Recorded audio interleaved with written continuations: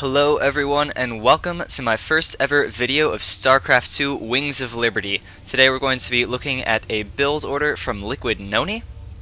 Now this build is not your standard gateway expand as you do see in the normal Protoss versus Terran matchup. So that is why this interests me. What Nony is going to be doing is a 2-gate robotics expand.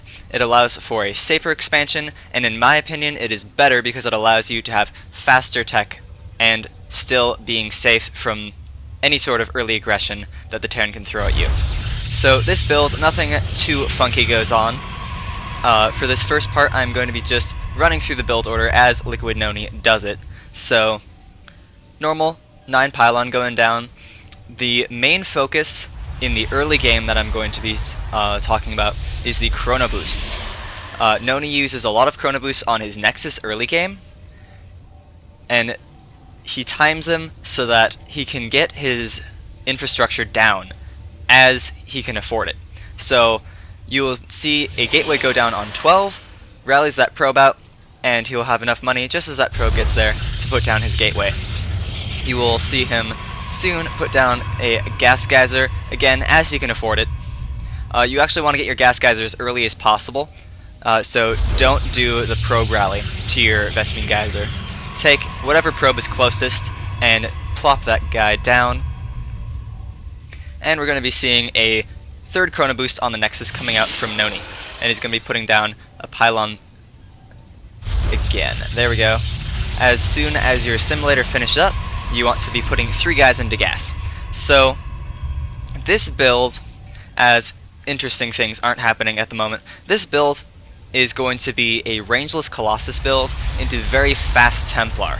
Now a lot of players have been doing a rangeless Colossus build recently, and this one particularly piques my interest.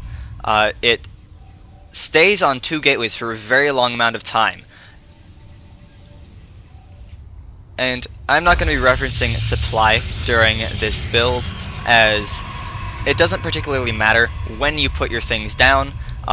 You should of course get them as soon as possible, but let's say your Terran threw 2 racks at you, you may need to produce more units than you want to, maybe Chrono Boost your units instead of your Warp Gate or instead of your Nexus, and just general things that would disrupt your build. So in this game, we are going to be seeing the Terran do a Reaper expand. So, again, is why I'm not going to be referencing supply, because, of course, this is not going to be the ideal situation that Liquid Nony wants. Now, again, as Liquid Nony can afford it, putting down that robotics facility, generally you want to be producing Zealots and Sentries out of your gateway, your first gateway, at least. Unless you're going to be doing any sort of aggression, in which case, use your gas for those Stalkers. Liquid Nony just going to be trying to get that SCV. Reaper going to be heading over, and Nony does a little bit of micro, ends up losing a few probes, and throwing down that second gateway.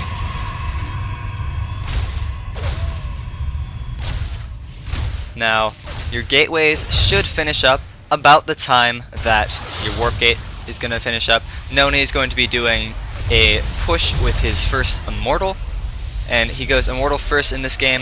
In the second game that we're going to look at, I'm going to talk about your robotics facility.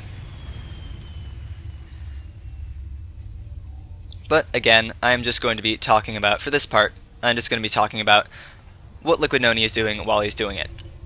This pylon on the corner of his base is going to allow for warp-ins on the low ground. It is obviously a vulnerable position if your enemy does have vision of the high ground, as they will be able to spot that pylon and be able to pick it off easily. So if you're concerned about that, don't put it so obviously in the corner. Now Nony going to be pushing out with his Immortal and 2 Zealots.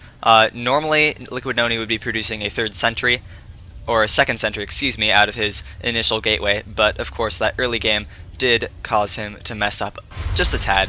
And like I said before, when you're moving out, you want to warp in Stalkers. Of course, Nony needs vision of the high ground, so he's going to be building that Observer. The Terran, seeing that aggression coming with his SCV that was taken out on the ramp, knows it is probably not safe to take that expansion, puts up a bunker on the high ground, and it's just going to be contained for a slight amount of time. Observer, spotting everything, bunker going to be finishing up, Nony doing some micro, going to end up not picking off that bunker. And it's very important that you don't rush up the ramp here. You need these units in order to defend. You just want to make your Terran opponent possibly a little bit more afraid to do anything. So this sort of aggression is not to kill your opponent, it's not to deal a whole lot of damage, it is mostly to make your Terran opponent aware that you have map presence. Nony taking his expansion behind this, but the push is to make your opponent aware you have map presence. If you lose these units early game, you will need to produce more gateways. However, because you only have 2 gateways, this build stays on 2 gateways for a very long time, as I said before, you need to keep your units alive. So prioritize keeping these initial units alive, especially the stalkers, as opposed to trying to deal more damage to your Terran opponent. That observer did get taken out, so Nony produces a second one, and producing that second immortal out of his robotics facility. Very fast Robo Bay coming up, gonna allow Nony to put down those Colossus. Obviously you want to be producing probes, actually let me open that production tab, you want to be producing probes non-stop out of your Nexus. And Nony actually going to cut probes just a second to get that Colossus out as soon as he can. With this build, you're going to be using a lot of gas, so you want to be taking your 2 gas geysers, and as you take your 2 gas, you want to be throwing down a Forge and a Twilight Council. A little bit of a supply block from Nony, and there we go, Forge going down, and Twilight Council going down, and we should see the 2 gases go soon after that. Obviously wanting to prioritize the infrastructure before getting these, as these do also cost minerals. So 2 gas going down about the same time that his Forge and his Twilight Council are going down, and Nony's going to be going for that armor upgrade. This is going to allow him to tech very fast into Archons while still producing Colossus. Small move out coming from the Terran. Nony of course spots that with his observer, and he's going to be moving out with his army to just pick off a few free units. And of course keeping stalkers at the back of your base just to deal with any sort of drop play. Armor upgrade coming out from that Forge. I will talk about this in the second part. Nony just dancing a little bit, throws down some force fields, gets a few free units, and ends up forcing his Terran opponent back. Second Colossus is going to be popping out in a few seconds, and there's that fast Templar Archives. You want to get your Templar Archives down before you start your charge upgrade. This will allow you to get charge and storm at the same time. Charge does of course take a lot longer to research, so you want to be researching that before your Templar Archives finishes. And only after you started your Templar Archives do you start building more gateways. The Terran opponent obviously does not know anything that is going on in the main base of Nony, so most likely assuming that Nony is committing to a Colossus sort of build. More gateways going to be going down. Liquid Nony goes up to 7 in this game, and keeping his robotics facility idle during this period. Again, I will talk about all of the decisions while Nony is making them in the second part. However, in this part, I'm just going to be talking about the build order as it is happening. And this is actually pretty much the entire build order. Going for that armor upgrade, storm, and charge, should be following that up. Nony actually missed that a little bit. You want charge and storm to finish up about the same time. And those gateways finishing up, we should see one more being plopped down by Nony. There it goes. 7 is kind of an arbitrary number.